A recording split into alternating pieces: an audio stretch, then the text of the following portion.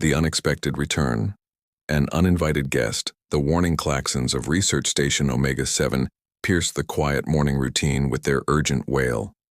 Dr. Elena Vasquez looked up from her microscope, her coffee growing cold as she watched the proximity. Alerts flash across her workstation.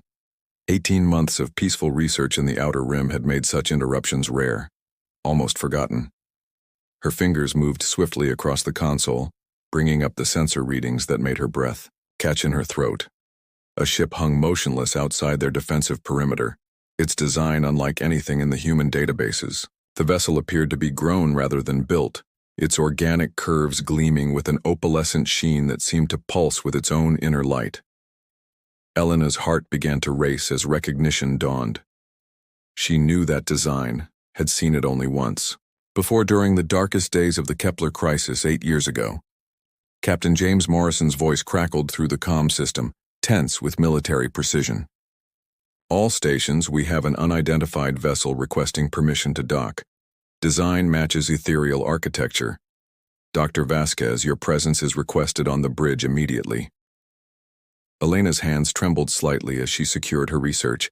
Samples. The ethereals known to humans as the Whisper Collective had withdrawn from all contact after the Kepler incident. Their sudden appearance here, at her remote research station, could mean only one thing. Someone had come looking for, her specifically, a face from the past. The bridge bustled with nervous energy as Elena arrived. Through the main viewport, the ethereal ship grew larger as it approached the docking bay, its surface rippling like liquid mercury in the station's lights. Captain Morrison, a veteran of the border wars, kept his hand close to the emergency. Lockdown controls. Doctor, you're our only expert on ethereal physiology, Morrison said, his weathered face creased with concern. Whatever they want, we need to know if it's hostile. Elena studied the approaching vessel, memories flooding back of plague-ravaged worlds and desperate medical missions.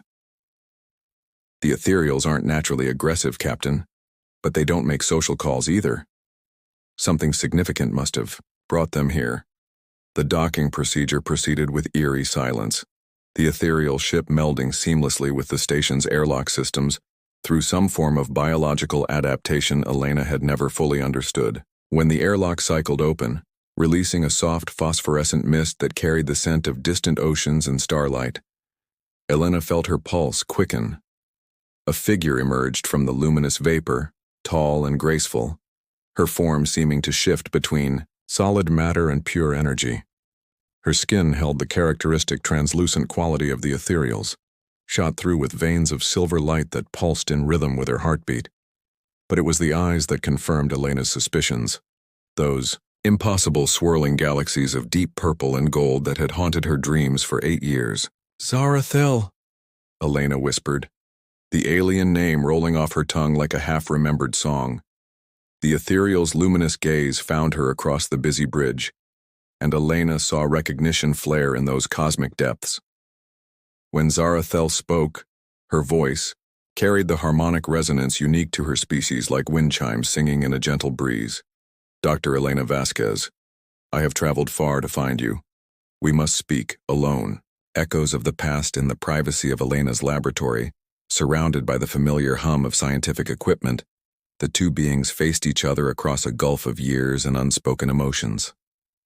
Zarathel moved with the same ethereal grace Elena remembered, but there was something different now, a weight to her movements that spoke of hardship and loss. You saved my people, Zarathel began, her words carrying harmonics of gratitude and sorrow. The plague that consumed our breeding worlds, that threatened to end our species entirely. Your research, your sacrifice, gave us hope when we had none. Elena felt the familiar ache in her chest, the memory of watching an entire civilization teeter on the edge of extinction. The Kepler crisis had been humanity's first major contact with an alien species, and the ethereal plague had presented a puzzle that had consumed 3 years of her life. Working around the clock, often forgetting to eat or sleep, she had finally identified the genetic markers that allowed her to develop a cure. You don't need to thank me again, Zarathel. Any scientist would have done the same. The ethereals, form shimmered with what Elena had learned was amusement. You underestimate yourself, Elena Vasquez. You gave up a promising career, a comfortable life on Earth, to work in primitive conditions on a dying world. Few of your species would show such compassion for strangers. The weight of those memories settled between them. The long nights spent, side by side in the makeshift laboratories, Elena teaching Zarathel human scientific methods while learning the biological mysteries of ethereal physiology. They had been more than colleagues during those desperate months, forming a bond that transcended species boundaries. Why are you here, Zarathel? Your people withdrew from all human contact after the crisis ended. The Council declared humans too chaotic, too unpredictable for further interaction. Zarathel's luminescence dimmed, her form becoming more solid as strong emotions suppressed her natural energy state. Because there is something you must see, someone you must meet. The impossible child Elena followed Zarathel back to the docking bay, her scientific mind racing with possibilities and fears. The ethereal ship's interior defied human understanding of architecture, its walls seeming to pulse with organic life while maintaining the structural integrity needed for space travel. Soft bioluminescent panels provided gentle lighting, and the air carried the same oceanic scent Elena remembered from the medical stations on Kepler Prime. In what appeared to be the ship's central chamber, seated on a chair that had grown from the floor itself, was a child. Elena's breath caught in her throat as she took in the impossible sight before her. The child appeared to be perhaps 7 or 8 years old, with the delicate bone structure characteristic of the ethereals, but with distinctly human features. Her skin held a subtle luminescence, less pronounced than a full ethereal, and her hair fell in waves of midnight black shot through with strands of living silver. When she looked up at Elena's approach, her eyes were the most shocking feature of all, human brown flecked with swirling galaxies of ethereal gold. "This is Kira," Zarathel said softly, her voice carrying harmonics of love and fear. "My daughter, our daughter." Elena felt the world tilt beneath her feet as the implications crashed over her. Hybrid children between humans and aliens were theoretically impossible. The genetic structures were too different, the biological processes incompatible. Yet here sat living proof that sometimes the impossible could become reality. Kira studied Elena with the intense curiosity of a child, her head tilted in a gesture that was purely human despite her otherworldly appearance. When she spoke, her voice carried the musical quality of her mother's people but with the warmth and inflection of human speech. "Are you the doctor who saved Mama's people? She tells me stories about the brave human who wouldn't give up, even when everyone said it was hopeless." Elena knelt to bring herself to the child's eye level, her scientific mind cataloging the incredible blend of features while her heart ached with recognition. "I did what I could to help. Your mother was very brave too, working with me even when it was dangerous." The child smiled, and Elena saw something that made her pulse race. In that expression, in the tilt of her head and the way her eyes crinkled at the corners, she saw her own features reflected back at her. Features that couldn't be coincidence, couldn't be explained by random genetic drift. "How?" Elena whispered, looking up at Zarathel with wonder and growing understanding. Zarathel's form shimmered with embarrassment and something deeper. "The final phase of your cure required direct genetic material from a human donor. You volunteered your own cells for the synthesis. What we didn't understand at the time was how profoundly your genetic material would integrate with our healing processes." Elena's mind raced back to those final, desperate weeks, when every conventional approach had failed and she had agreed to unprecedented biological experimentation. She remembered the long sessions in the medical bay, allowing ethereal biotechnology to sample and analyze her DNA in ways that pushed the boundaries of both species' science. "The integration was deeper than either of us realized," Zarathel continued. "Your genetic material didn't just provide the key to the cure, it became part of me, part of my biological matrix. When I entered the breeding cycle years later, that integration manifested in ways we never imagined possible." Elena stared at this miracle child, this impossible bridge between two worlds. "She's mine," she said softly, the words carrying the weight of discovery and disbelief. She's actually mine. The price of wonder. Kira reached out with one small hand, her fingers warm against Elena's cheek. The touch sent a jolt of connection. Through Elena, a sense of rightness that transcended logic and scientific understanding. In that moment, she understood why Zarathel had risked everything to find her. The Council discovered her existence 3 months ago, Zarathel explained, her luminescence flickering with agitation. They declared her an abomination, a corruption of ethereal purity. They want to study her, to understand how such a thing could happen, and then to ensure it never happens again. Elena's protective instincts flared to life, stronger than anything she'd ever experienced. They want to hurt her? They want to separate her consciousness from her body, to preserve her unique genetic matrix while eliminating what they see as the chaotic human elements. They believe they can create pure ethereal offspring using her genetic template. The cold clinical nature of the plan made Elena's blood boil. This wasn't science. It was butchery disguised as research. She had seen enough of medical ethics violations during her career to recognize the signs, but this went beyond anything she'd encountered. So you ran, Elena said, understanding dawning. You came to find me because you thought I could help protect her. Zarathel's form solidified completely, her natural energy state suppressed by the intensity of her emotions. You saved my entire species once, Elena. You showed compassion when no one else would, dedication when others gave up hope.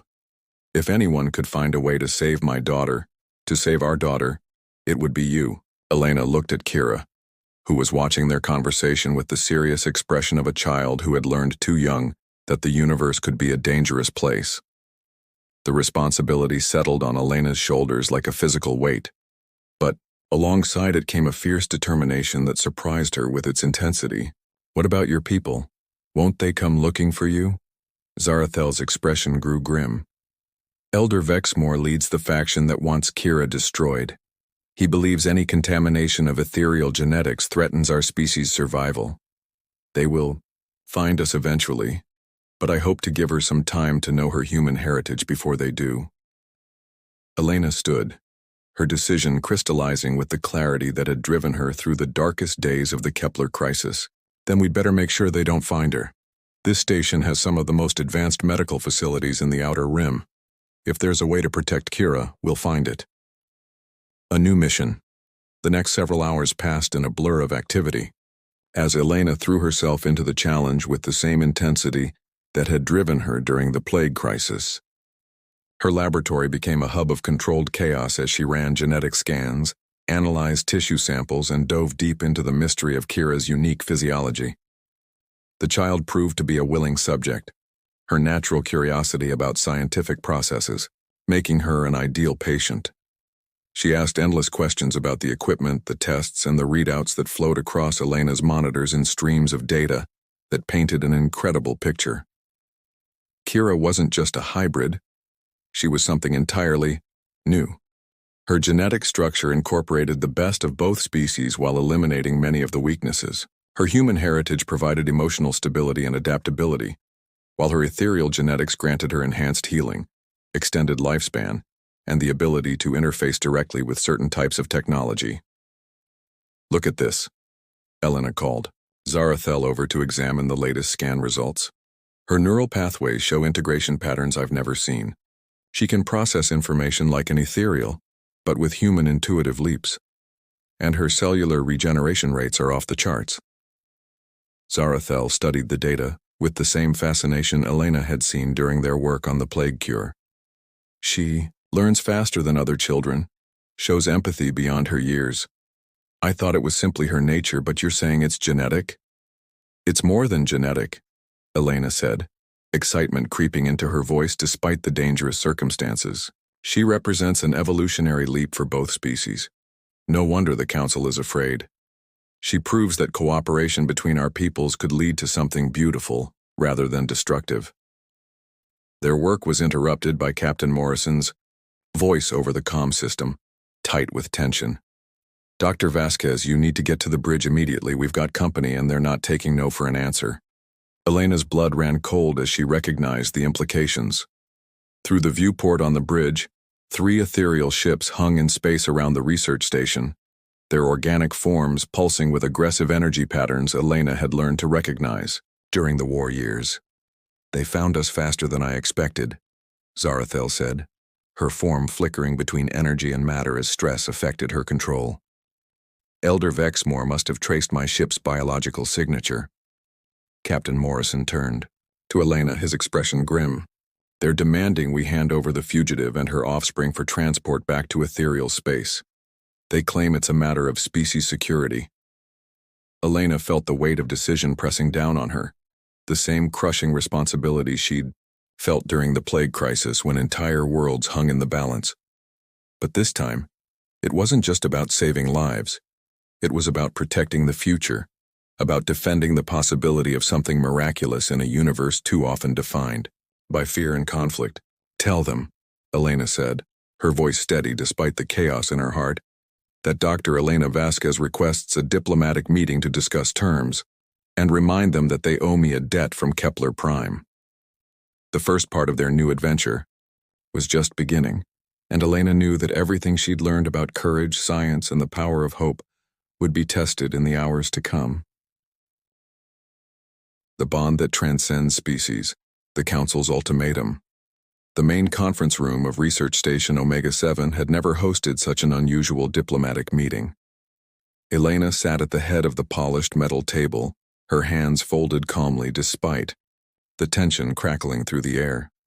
To her right, Zarathel maintained her most solid form, though occasional flickers of energy betrayed her emotional state. Captain Morrison and his security team flanked the room, their weapons powered down but ready. At the far end of the table, Elder Vexmore materialized through the ship-to-ship transport beam, his form more imposing than any ethereal Elena had encountered. Where most of his species appeared delicate and luminous, Vexmore projected an aura of ancient authority. His energy patterns pulsed with deep crimson and gold, and when his cosmic eyes fixed on Elena, she felt the weight of centuries of accumulated wisdom and prejudice. "Dr. Elena Vasquez," Vexmore's voice resonated with harmonic frequencies that made the room's metal surfaces vibrate. "Your reputation precedes you, the human who presumed to interfere with the natural order of ethereal society." Elena met his gaze steadily, drawing on years of experience dealing with hostile bureaucrats and closed-minded administrators. "I prefer to think of it as the human who helped prevent the extinction of your species, Elder Vexmore. Though I understand, gratitude has a short lifespan in politics." The elder's form flared brighter, a sign of irritation. "Your intervention 8 years ago was appreciated, but it has led to consequences you could not have foreseen. The abomination that Zarathel carries threatens the genetic purity that has allowed our species to survive for millennia." "Abomination?" Elena's voice sharpened, protective instincts flaring. "You're talking about a child, Elder. A brilliant, beautiful child who represents the best of both our species." "A corruption," Vexmore countered, his energy state becoming more aggressive. "A chaotic blending that violates the natural boundaries between species. We have studied the genetic samples Zarathel provided during her medical examinations. The child's DNA structure is unstable, potentially dangerous to any ethereal who comes in contact with it." Elena leaned forward, her scientific mind immediately catching the flaw in his argument. "Unstable? Elder, with respect, your understanding of genetics appears limited. I've spent the last several hours analyzing Kira's physiology. Her genetic structure isn't unstable. It's remarkably robust. More stable, in fact, than either parent species." The admission caused Vexmore's luminescence to flicker with surprise. "You have examined the creature?" "I've examined my daughter," Elena corrected firmly. "And what I found challenges everything we thought we knew about interspecies compatibility. The power of truth." Elena activated the holographic display at the center of the table, filling the room with 3-dimensional genetic models that rotated slowly in the air between them. The complex helical structures gleamed with color-coded information that painted a picture of impossible biological harmony. "These are Kira's genetic scans," Elena explained, her voice taking on the confident tone of a professor addressing skeptical students. Notice the integration patterns here, where human adaptive genes have merged with ethereal stability markers. Instead of creating conflict, they've reinforced each other. She manipulated the display, highlighting specific sequences that pulsed with soft light. Her healing factor is enhanced beyond either parent species. Her neural pathways show integration that allows for both logical processing and intuitive leaps. And her cellular resistance to aging appears to have been dramatically improved. Vexmore studied the data with the intense focus of a scientist, despite his political posturing. Even if this is accurate, it proves nothing about long-term stability. Hybrid vigor is often followed by genetic collapse within a generation. Then let me show you something else, Elena said, calling up a new display. This one showed energy readings from the station's sensors, tracking the biological fields generated by everyone in the room. Kira isn't just genetically stable, she's actively stabilizing the biological fields around her. The readings showed Zarathel's energy patterns becoming more coherent in Kira's presence, while Elena's own human biorhythms showed enhanced coherence and efficiency. Even more remarkably, the station's biological systems, designed to support both human and alien physiology, were running at peak efficiency in areas where Kira spent time. She's not a corruption of either species, Elena continued, her excitement growing as the implications became clear. She's an evolution, a bridge that could help both our peoples reach new levels of development. Captain Morrison, who had been following the scientific discussion with growing amazement, spoke up. Doctor, are you saying this child could actually improve the health of both species? Elena nodded, her eyes bright with discovery. The potential is incredible. Her genetic template could be used to develop treatments for hereditary diseases in both populations. Her neural integration patterns might help us understand consciousness itself. She's not a threat to either species. She's a gift to both. Mother's love Zarathel had remained silent during the scientific presentation, but now her form solidified as she addressed the elder directly. Vexmore, you speak of genetic purity and species survival, but you forget the most important element of any civilization, hope for the future. Her voice carried harmonics of maternal love and fierce determination. I have watched my daughter grow for 7 years. I have seen her curiosity about both worlds, her natural compassion that draws from human empathy and ethereal wisdom. She asks questions about the stars that neither species alone would think to ask. Elena felt her heart swell with pride and recognition as Zarathel continued. When she was 3, she instinctively began healing a damaged plant in our garden, using techniques that combined human botanical knowledge she had never been taught with ethereal life energy manipulation. When she was 5, she solved a mathematical puzzle that had challenged our greatest theorist by approaching it with human creativity, guided by ethereal precision. The elder's energy patterns began to show subtle shifts, doubt creeping into his certainty. Even if what you say is true, the Council's position remains unchanged. The risk to our species' genetic integrity cannot be ignored. What risk? Elena challenged, standing to pace around the conference table. I've shown you the data. Kira represents enhancement, not degradation. The only risk I see is the one you're creating by trying to destroy something miraculous. She stopped directly across from Vexmore, her human determination facing his ethereal authority. Your people are scientists, Elder. You built a civilization on the pursuit of knowledge and understanding. When presented with evidence that challenges your preconceptions, do you retreat into fear, or do you have the courage to explore new possibilities? The child's voice.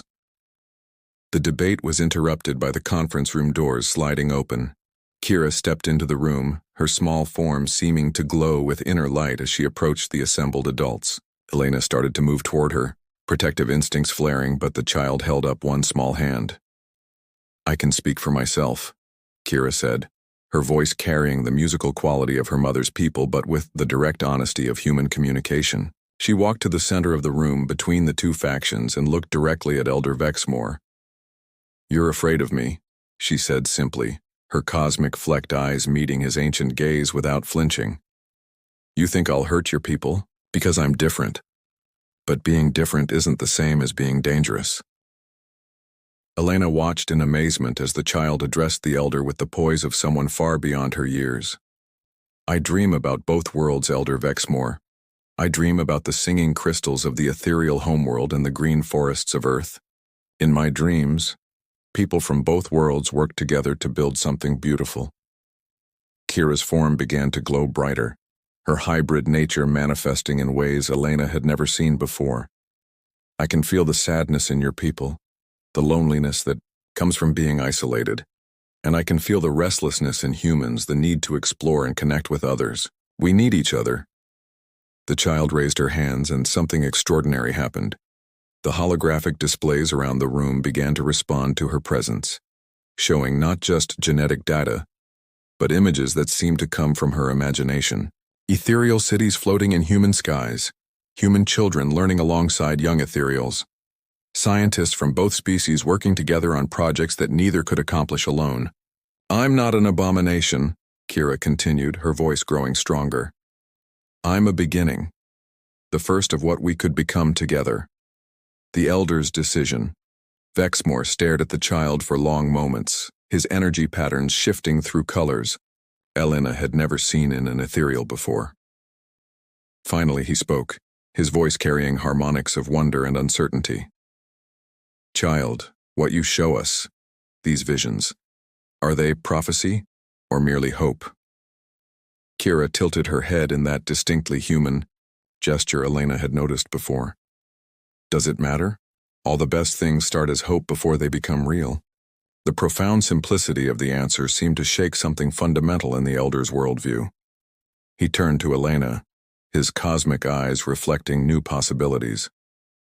Dr. Vasquez, if what your analysis suggests is correct, if this child truly represents evolution rather than corruption, then the implications are staggering. Elena nodded, sensing a shift in the room's dynamics. The implications go beyond genetics, Elder. They touch on the future of both our species. Do we remain separate, gradually stagnating in isolation? Or do we find the courage to grow together? Captain Morrison stepped forward, his military bearing softened by what he'd witnessed. Speaking as someone who's seen too much conflict between species, I'd vote for growing together. This kid, she makes me believe we might actually have a chance at something better. Vexmore's form began to shift, his energy patterns stabilizing into new configurations. The Council will not accept this easily. There will be those who continue to see the child as a threat rather than an opportunity. Then help us change their minds, Zarathel said, her own luminescence brightening with hope. You have the authority to call for new studies, to present Elena's findings to the full council. Give science a chance to triumph over fear. The elder was quiet for several minutes, his ancient mind processing possibilities and consequences. When he finally spoke, his voice carried a new note of determination. Dr. Vasquez, I propose a joint research initiative. Ethereal and human, scientists working together to study the child's genetics, not to eliminate them but to understand their potential. If your theories prove correct, it could revolutionize both our species. Elena felt a surge of excitement mixed with protective concern. Any research involving Kira would need to be conducted with her consent and well-being as the primary consideration. She's not a laboratory specimen, she's a child who deserves a normal life. Agreed, Vexmore said, his energy patterns now showing colors Elena associated with curiosity and hope. But perhaps her normal life could include helping both our peoples understand the future we might build together. A new beginning. 3 months later, Research Station Omega-7 had been transformed into something unprecedented.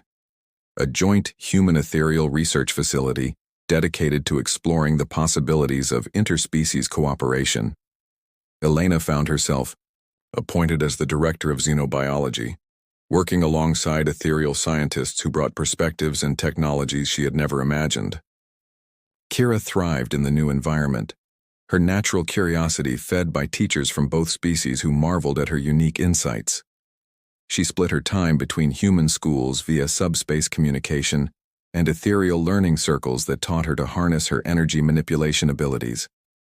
On this particular morning, Elena stood on the observation deck watching Kira work with a team of researchers from both species, her small hands guiding energy patterns that illustrated complex mathematical concepts while she explained her theories in words that bridged two different ways of thinking. "She's remarkable," Zarathel said, joining Elena at the viewport. Her form had stabilized into its most human-like state, a sign of her growing comfort with the multicultural environment they'd created. "She's our hope," Elena replied, watching their daughter demonstrate how human creativity could be enhanced by ethereal precision to solve problems neither species could address alone. Not just for our families, but for everyone. The research, data streaming in from facilities across human and ethereal space, confirmed what Elena had suspected from the beginning. Kira wasn't unique because of some impossible genetic accident. She was the proof of concept for a new form of evolution, one based on cooperation rather than competition, understanding rather than conquest. Elder Vexmore, now a frequent visitor to the station, had become one of Kira's most devoted teachers. His initial fear had transformed into protective pride as he watched her bridge gaps between species that had seemed insurmountable. The Council, presented with undeniable evidence of the benefits of cooperation, had officially endorsed the research program and begun discussing the possibility of creating more integrated communities. "The first generation is always the hardest," Elena said, her hand finding Zarathel's in a gesture that would have been impossible when they first met. "But look what we've accomplished. 8 years ago we were fighting to save your species from extinction. Today we're building a future where extinction becomes impossible because we're stronger together." Through the viewport, Kira looked up from her work and waved at them, her smile carrying the warmth of human joy and the radiance of ethereal happiness. In that moment, Elena saw not just her daughter, but the embodiment of humanity's greatest strength, the ability to reach across any divide, to find connection where others saw only difference, and to create hope where fear had once ruled. The child who had been called an abomination had become the architect of a new future, proving that sometimes the most impossible things were simply miracles waiting for the courage to believe in them. And as Elena watched Kira return to her work teaching others to see the universe through eyes that belonged to all species and none, she knew that the best of humanity's story was just beginning.